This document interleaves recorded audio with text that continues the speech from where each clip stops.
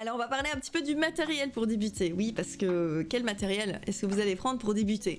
Déjà, si vous voulez faire du gaming, ce qui est important en fait de savoir, c'est que les programmes de streaming que vous allez utiliser, donc les encodeurs, etc., vont prendre des ressources. Donc si vous avez prévu déjà de jouer à des jeux extrêmement gourmand en ressources, dites-vous que vous allez peut-être avoir des problèmes à les streamer, ou alors il va falloir vraiment essayer d'optimiser un petit peu tout ça. Donc prenez déjà des jeux que votre PC supporte bien, qui font pas fondre votre carte graphique, sinon c'est la misère la plus absolue. Donc essayez déjà de vous adapter, en fait, commencez par vous adapter à ce que vous avez, avant d'essayer d'avoir mieux. Ça, c'est la première des choses. Ensuite, au niveau du micro, le micro, c'est hyper important. On le dit souvent, c'est plus important que l'image. En fait, si vous avez un son qui n'est pas terrible, il faut un micro correct. Alors, dans les micros corrects, un micro avec écouteurs par exemple, de leur téléphone. Hein. Vous avez des micros, vous avez toute une gamme de micros en fait de chez Amazon que vous pouvez trouver, Amazon ou d'autres magasins, hein, peu importe, que vous pouvez trouver. Moi, je me souviens que mon premier micro, c'était un petit micro à 70 balles. Donc, je veux dire, on n'est même pas à 100 € le micro. Ça va. Je veux dire, on n'est pas quelque chose d'exorbitant en termes de prix. Évidemment, c'est de l'argent qu'on doit pouvoir mettre dedans, mais c'était déjà un micro très bon qui n'était pas très cher. D'accord, donc vous avez aussi la possibilité effectivement de vous fournir par rapport à ça. Renseignez-vous auprès de vos potes streamers parce que peut-être qu'il y en a justement qui changent de matériel et qui pourront vous donner, je veux dire, à un prix tout à fait raisonnable en fait, du matériel qu'ils n'utilisent plus, vous le revendre, qui est encore en bon état, et donc ça peut être aussi une façon de faire. Et n'oubliez pas surtout que vous avez la possibilité de régler les sons sur à la fois si vous avez une interface par rapport à ça, comme c'est le cas par exemple pour tout ce qui est là maintenant ma table de son, la Go XLR, mais vous avez aussi la possibilité sur que ça soit Streamlabs OBS ou OBS Studio, donc votre software de stream, vous avez aussi la possibilité sur ce logiciel de mettre quand même pas mal de choses intéressantes en place. Alors là, je vais vous montrer maintenant sur Streamlabs OBS, mais vous avez la même chose sur OBS Studio. Vous avez plusieurs types de filtres en fait que vous pouvez mettre, d'accord? Donc me dire oui mais bon mon truc il est pas foufou, vous avez pas mal de petits filtres que vous pouvez mettre pour supprimer les bruits autour de vous, pour augmenter un petit peu le volume de votre micro, pour avoir le noise gate. Donc noise gate, c'est pour éviter tous les bruits un petit peu périphériques, la compression. Donc vous avez quand même pas mal de petites choses que vous allez pouvoir utiliser comme filtre sur votre source audio pour améliorer votre son. Comment est-ce que vous savez que votre son il est meilleur? Eh ben c'est très simple, vous vous enregistrez. Vous vous enregistrez tout simplement. Et ça, c'est quelque chose de très important, vous allez commencer par vous enregistrer. Donc vous allez tester un truc, vous allez parler comme si vous parlez en stream, etc. Et vous faites un record sur votre logiciel. Et vous vous dites, ah bah tiens, j'ai l'impression que c'est un petit peu faible. Alors hop, vous montez un petit peu le gain. J'ai l'impression qu'on entend quand même un petit peu le bruit de ma machine à laver qui tourne là-bas. Vous allez mettre un petit noise gate. Et vous allez voir en fait que tous ces filtres... Regardez, on va en ouvrir un par exemple. Tous ces filtres, en fait, vous avez la possibilité, chaque filtre, de faire des petits tests avec, de monter, descendre, etc. pour trouver, en fait, le moment où vous allez avoir un son qui est plus agréable à écouter, où vous n'avez pas trop de bruit qui perturbe, votre son est relativement clair, agréable. Donc, il faut pas se dire, parce que j'utilise un micro qui est pas de marque, etc., ça veut dire aussi que je ne peux pas faire de réglages dessus. Tous ces réglages, vous pouvez les faire à partir de votre software de stream. Ce ne seront pas les mêmes réglages que si vous le faisiez directement dessus, s'il y a un programme qui est fait pour. Et vous avez la possibilité de faire justement ces réglages en fait directement sur votre stream. Et du coup, je pense que c'est super intéressant. Bah regarde, moi j'ai un Rode, là, un N1, je sais pas quoi, et on m'a dit que le son il était très bien. Et c'est un truc qui coûte pas 500 balles ou 1000 balles le micro, il est à 130 €, un truc comme ça. Ça, c'est parce que je me suis pris le temps de faire des réglages dessus, d'accord? Donc il faut pas croire que vous êtes obligé de taper dans le haut de gamme et de péter un mois de salaire en fait pour un micro pour avoir quelque chose de convenable. C'est dur à paramétrer. Non, vraiment pas.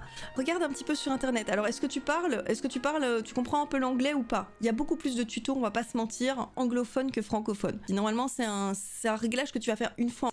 Et une fois qu'il est fait, tu y toucheras plus parce que tu n'auras plus besoin d'y toucher en fait. Et vraiment... C'est pour ça que je te dis, tu vas commencer par regarder un petit peu sur internet à quoi correspondent les différents filtres qu'on te propose. Et ensuite, tu regardes un petit peu ce qu'on te propose au niveau, parce qu'il y a des gens qui font des tutoriels là-dessus, tu vas regarder un petit peu ce qu'on te propose justement au niveau du filtrage, qu'est-ce qui serait bien 2 mètres. Tu essayes, tu t'enregistres, tu écoutes comment ça ressort.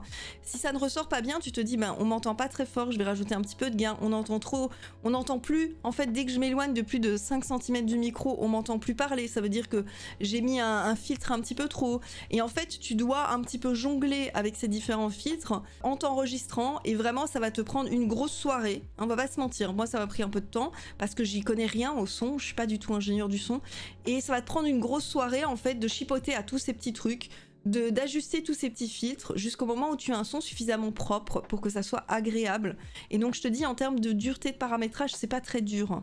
John Knight Rider fait de bons tutos en français. Ah, merci pour le tips. Alors pour la bonne caméra, comme je vous dis, ayez quand même une caméra correcte. Il y a des caméras correctes encore qui sont en dessous de 100 €. Vraiment pareil, j'ai commencé avec une caméra qui était dans les 70 balles, un truc comme ça. Je suis restée quasiment plus de 8 mois avec, plus de 8-9 mois avec, parce que la caméra vraiment pourrie. C'est, voilà, je vous dis, on n'est plus en 2012. Aujourd'hui, les gens attendent quand même une certaine qualité. Un minimum, vous savez, il y a un minimum quand même à fournir en termes de qualité visuelle et audio, pour que les gens se disent, justement, il y a un petit effort derrière.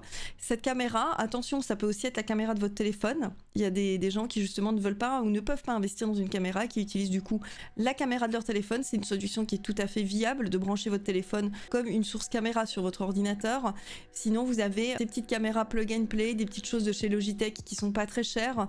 Du coup, je vais rajouter par rapport à la caméra parce que je l'ai pas écrit, mais évidemment, ne tapez pas dans la marque tout de suite. Vraiment.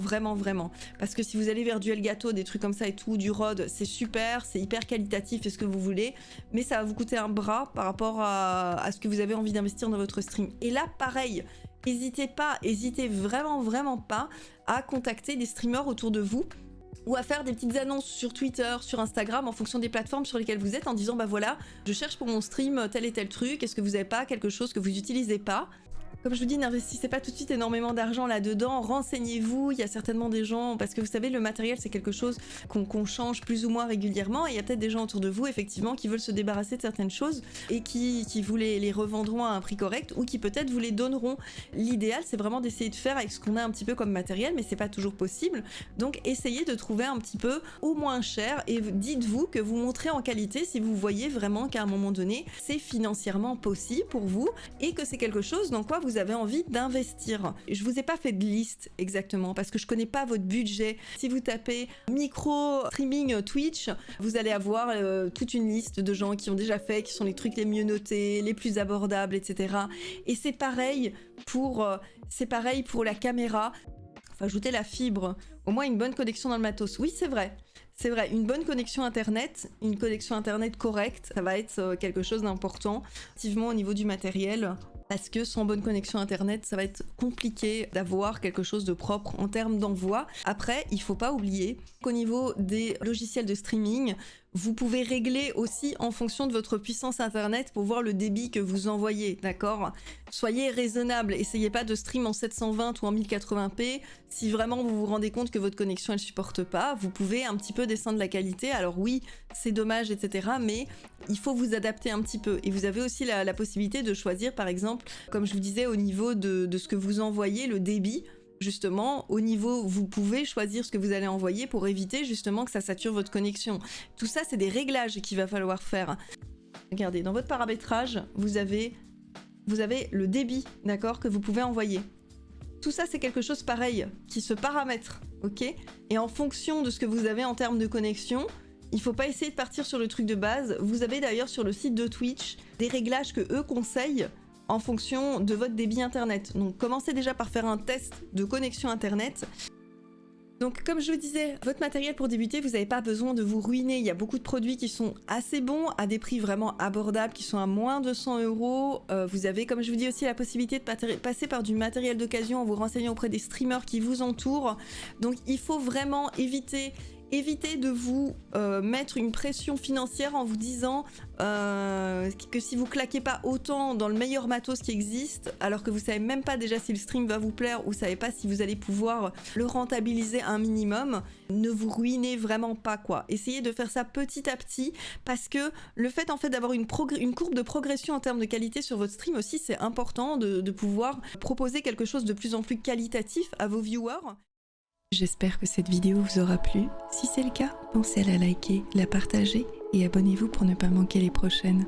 Merci et prenez soin de vous.